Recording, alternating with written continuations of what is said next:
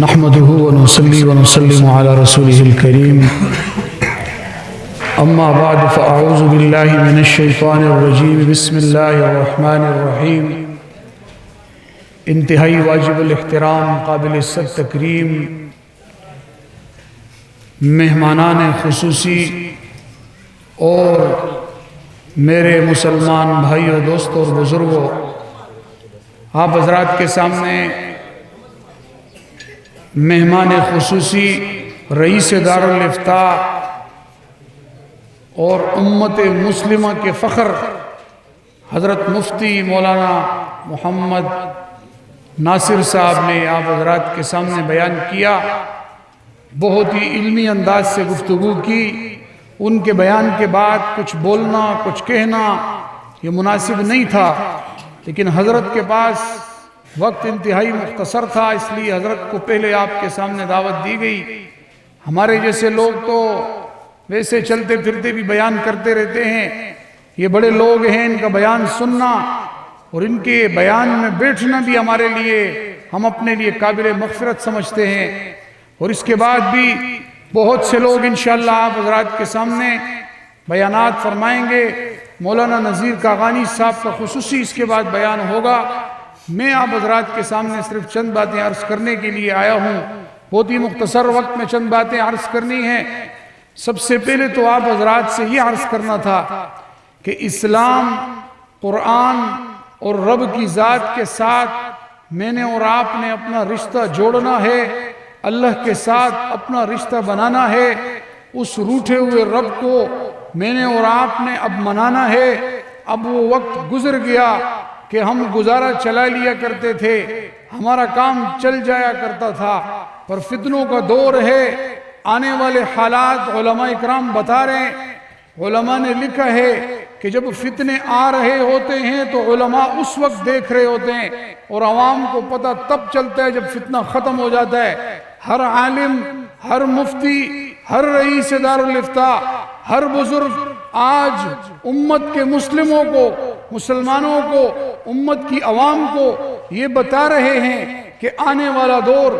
فتنوں کا ہے، بلکہ فتنہ سروں پر منڈلا رہا ہے اور میں اور آپ غفلت کی نیند کو سو رہے ہیں۔ اسی لیے اس غفلت کی نیند سے نکلنا ہوگا اور اللہ کے ساتھ اپنا رشتہ جوڑنا ہوگا۔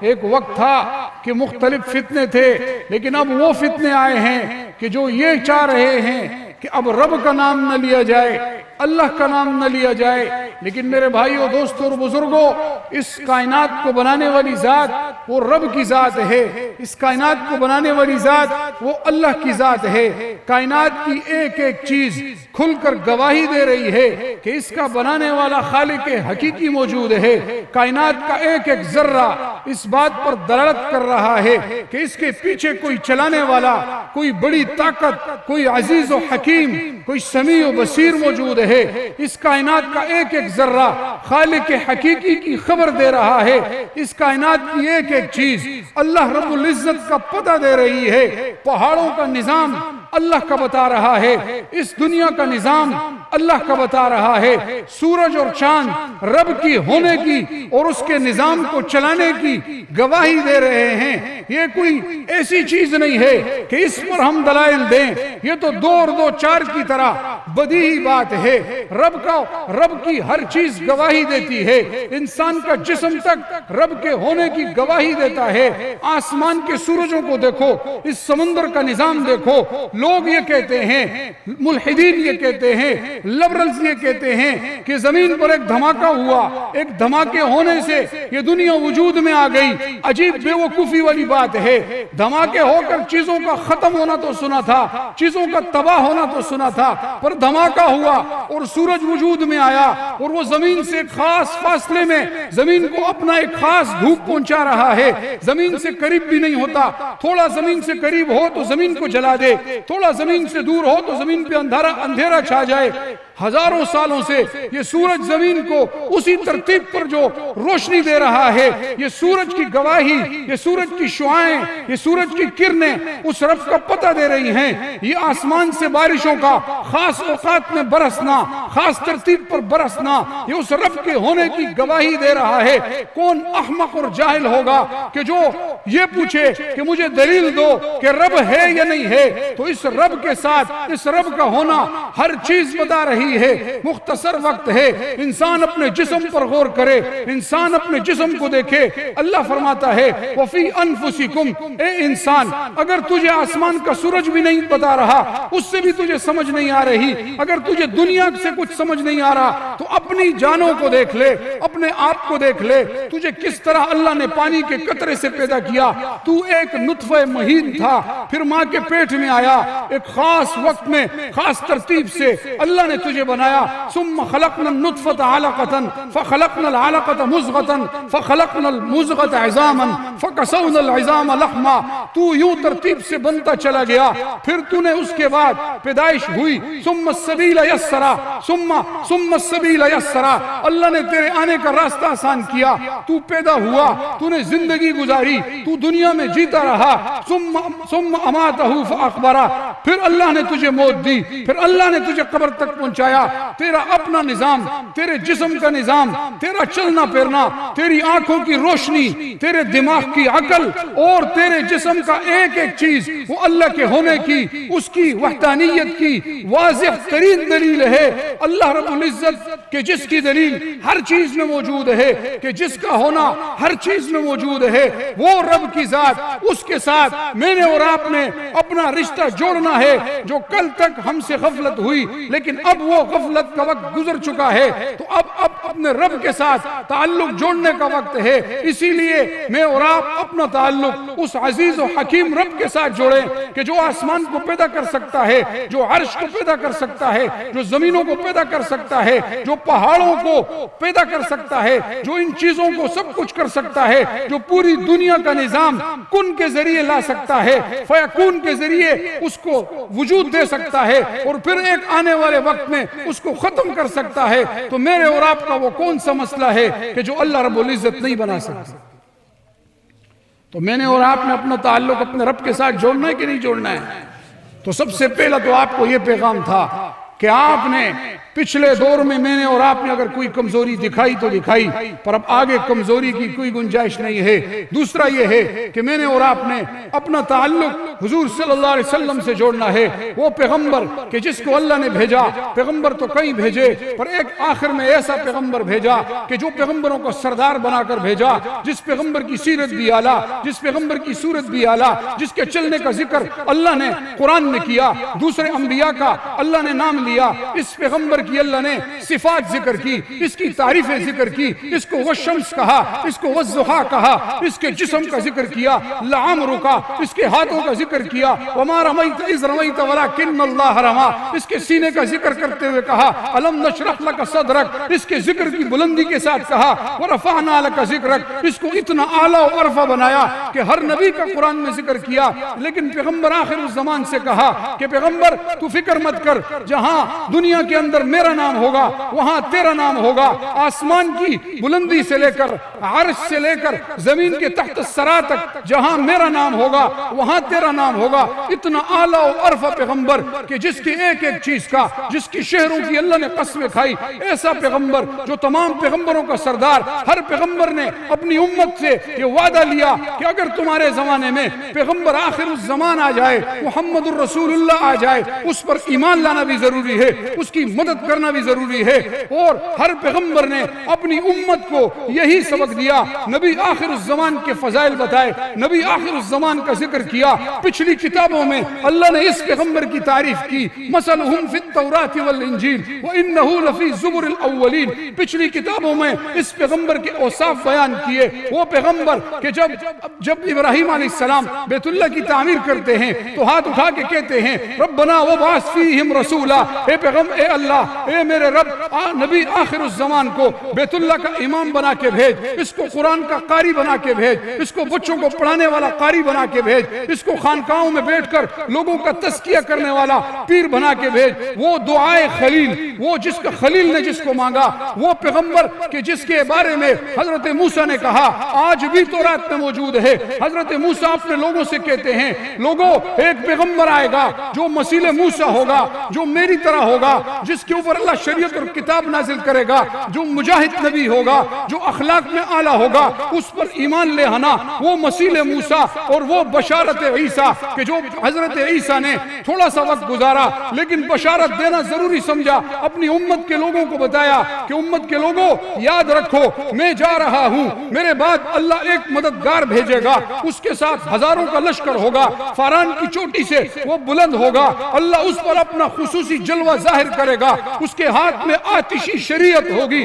اس کے ہاتھ میں نظام ہوگا، اس کو مت چھوڑنا گمراہ ہو جاؤ گے۔ وہ پیغمبر کہ جس کی اتنی تعریفیں کہ انبیاء نے جس کو مانگا، جو دعائے خلیل ہے، جو بشارت مسیح ہے، جو مثیل موسیٰ ہے، مجھ اور آپ کو اللہ نے بغیر کسی دعاؤں کے اتنا عظیم پیغمبر دیا۔ آؤ آج یہ وعدہ کرتے ہیں کہ اس کی چھوٹی سے لے کر بڑی تک ہر سنت کو اپنی زندگی میں اپنائیں گے، اس سے اپنا رشتہ جوڑیں گے۔ تو دوسرا پیغام میرا یہ تھا کہ میں نے اور آپ نے اس عظیم پیغمبر کا مشکور ہونا ہے اور اس کی سنتوں کو اپنی زندگیوں میں ڈالنا ہے۔ تو ڈالنا ہے کہ نہیں ڈالنا، اس کا وعدہ کرتے کہ نہیں کرتے؟ آخری بات جو آپ حضرات سے عرض کرنی ہے، وقت مختصر ہے اس لیے آخری بات جو آپ حضرات سے عرض کرنی تھی وہ یہ ہے کہ آج اس دور کے اندر پچھلا دور جو گزرنا تھا گزر گیا، اب دور جیسا کہ بتا رہا ہوں اب دور آیا ہے اپنی اولاد کے اوپر غور و فکر کرنے کا، اپنی اولاد کے اوپر جیسا کہ مولانا نے تفصیل سے بتایا۔ ہم تو ٹوٹی پھوٹی باتوں میں لگیں پر پیغام دینا دل کہتا ہے کہ پیغام دیا جائے، تو اپنی اولادوں کو دیکھیں، اپنی بچیوں کو دیکھیں، اپنے بچوں پر غور کریں، ان کو مدارس اسلامیہ میں یا کم از کم ان اسکولوں میں داخل کریں کہ جن اسکولوں کے بڑے کم از کم مسلمان ہوں۔ اب حالات وہ بن چکے ہیں کہ اسکول اور کالج میں ملحد اور لبرل اساتذہ اپنے بچوں کو، میں یہ سمجھ رہا ہوتا ہوں میرا بچہ پڑھنے گیا ہے، پڑھنا لکھنا سمجھ کر آئے گا، پر ان اسکول اور کالجوں کے اندر اب ایسے ملحدین بیٹھے ہوئے ہیں کہ جو بظاہر شکلوں سے آپ کو اللہ بولتے ہوئے بھی نظر آئیں گے، اسلام اور مسلمان کی بات بھی کریں گے، پر آپ کے بچے کو مرتد بنانے کی محنت میں لگے ہوئے ہیں۔ لہٰذا اب یا تو مدارس کے اندر اپنے بچوں کو بھیجیں، اور اگر اسکولوں میں بھیجنا بھی ہے تو پھر خیال کریں کہ کسی ایسے اسکول کا انتخاب کریں کہ جس اسکول کے اندر کم از کم پڑھانے والے مسلمان ہوں، کم از کم ان کے نظریات اسلامی ہوں۔ اپنے بچوں کا خیال کرنے کا وقت ہے، فتنوں کا دور ہے، تو انشاءاللہ اس کے اوپر بھی سارے کوشش کریں گے یا نہیں کریں گے؟ اور آخر میں ایک بات عرض کر کے اپنی بات ختم کرتا ہوں، وہ بات یہ کرنی ہے کہ یہ جو مدارس دینیہ ہوتے ہیں ان کا ایک بہت بڑا تعارف ہے، وقت اس اختصار وقت کے اندر نہیں ذکر کیا جا سکتا۔ میں نے پہلے بھی اشارتاً آپ سے کہا تھا کہ ان مدارس میں لوگ یہ سمجھ رہے ہوتے ہیں یہ چھوٹا سا بچہ ہاتھ میں ایک چھوٹا سا قاعدہ لے کر الف با تا سا پڑھنے جا رہا ہے، لوگ کہتے ہیں یہ کیا کر رہا ہے، دنیا چاند پہ پہنچ گئی، یہ کیا کر رہا ہے۔ میں نے بتایا کہ دنیا کو بچوں کی کوئی فکر نہیں ہے، کسی بچے کے مستقبل کی کوئی فکر نہیں، بچے کچرا چن رہے، مستقبل کی فکر نہیں، بچہ گلیوں میں گھوم رہا ہے، مستقبل کی کسی کو فکر نہیں، بچہ ہوٹلوں پہ کام کر رہا ہے، مستقبل کی کسی کو فکر نہیں۔ یہ بچہ جب مدرسے میں آتا ہے تب پھر ان کو اس کے مستقبل کی فکر پڑ جاتی ہے کہ یہ کھائے گا کہاں سے، یہ پیے گا کہاں سے، یہ کچھ کرے گا کہاں سے۔ ہم وہ لوگ ہیں کہ جو غریب تھے، غریب اور غربت تھی، یہ علماء بیٹھے ہوئے ہیں، غریب اور غربت والے لوگ تھے، کھانے کو ہمارے پاس بھی کچھ نہیں تھا، پر ہمارے والدین نے ہمیں مدارس میں بٹھایا، آج آپ کے سامنے ہیں الحمدللہ۔ نہ کبھی کھانے کی فکر ہوئی، نہ کبھی پینے کی فکر ہوئی، نہ کبھی کوئی مسئلہ آیا۔ یہ سب جھوٹ ہے۔ اپنے بچوں کو مدارس میں داخل کریں، بچے مدرسے میں داخل کریں، اور جو آپ سے کہے کہ ان بچوں کے مستقبل کا کیا بنے گا، اس کو اس بچے کے مستقبل سے مسئلہ نہیں ہے، اس کو اپنے مستقبل سے مسئلہ ہے، کیونکہ وہ دنیا میں ارتداد کی محنت کر رہے، الہاد کی محنت کر رہے، دنیا کے اندر کفر کی محنت کر رہے ہیں، اس کو پتہ ہے یہ آج ہاتھ میں قاعدہ لے کر جانے والا بچہ جب کسی اچھے مولوی کے ہاتھ میں آئے گا، یہ اس کو وہ ایٹم بم بنائے گا، اس کو وہ مضبوط طوفان بنائے گا، یہ اس کو ایسا ثابت قدم پہاڑ بنائے گا کہ پھر ایک طرف ایک بچہ کھڑا ہوگا، دوسری طرف دنیا کی الغار ہوگی، دوسری طرف الہاد کی الغار ہوگی، دوسری طرف کفر کی باتیں ہوں گی۔ پر یہ مدرسے میں پڑھنے والا بچہ اس کفر و ارتداد کے زمانے میں اس رب کا نام لے گا جس کے بارے میں لوگ کہیں گے کہ اب اس کا نام لینا چھوڑ دو۔ یہی مدرسے کا بچہ ان یلغاروں کے آگے، ان کے اس مستقبل کے آگے، ان کی اس ارتداد کے آگے، یہی مدرسے کا بچہ کھڑا ہو کر طوفان بنے گا اور ان کے ارتداد کے اس فتنے کو ختم کرے گا۔ تو آپ نے اپنے بچوں کو مدارس میں بھیج کر یہ بنانا ہے کہ نہیں بنانا ہے؟ اس کا بھی ارادہ کرتے ہیں کہ نہیں کرتے؟ آپ کے سامنے یہ مدرسہ بھی موجود ہے، مدرسہ جامعۃ المرتضیٰ ہے۔ ہماری یہ کوشش ہوتی ہے، اللہ کی مدد ہوتی ہے، اللہ رب العزت رہنمائی فرماتے رہتے ہیں۔ ہم تو اتنے کام کے لوگ نہیں ہیں، لیکن اللہ سے دعا کر رہے ہوتے ہیں کہ کوئی دین کا کام ہو جائے۔ آپ کے اس علاقے کے اندر جو آپ جانتے ہیں کہ یہ کتنے قسم پرسی کا علاقہ ہے، اس علاقے کے اندر یہ کوشش کی جا رہی ہے کہ اس علاقے کے اندر ہم اپنے مسلمان بچوں کو قرآن سکھائیں، رب کا نام سکھائیں، محمد الرسول اللہ کی سیرت سکھائیں۔ پھر اس مدرسے کے اندر الحمدللہ کوشش ہے کہ اس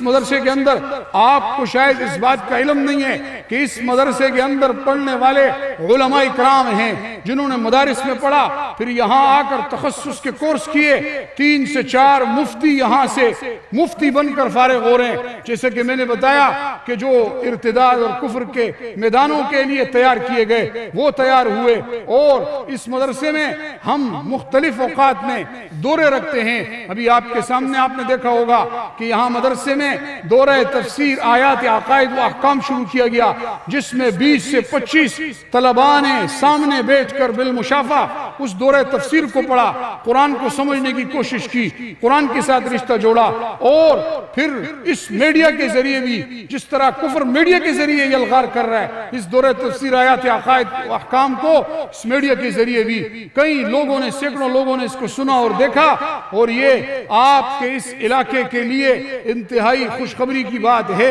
انتہائی بڑی کمال کی بات ہے کہ اس قسم پرسی میں، اس غریب علاقے میں، ان غریب لوگوں کے درمیان دین کا اتنا کام کہ جب لوگ مادیت پرستی اور آٹے کی خاطر پریشان ہیں اور دین سے دور ہو رہے ہیں، تو اس مدرسے کے اندر یہ چیزیں سکھائی جا رہی ہیں۔ میں اپنی بات کو اسی پر اختتام کرتا ہوں، انشاءاللہ وقت ملا تو تفصیل سے آپ کے سامنے ذکر کیا جائے گا۔ جو کہا اور سنا اللہ تعالی عمل کی توفیق نصیب فرمائے۔ وآخر دعوانا الحمدللہ۔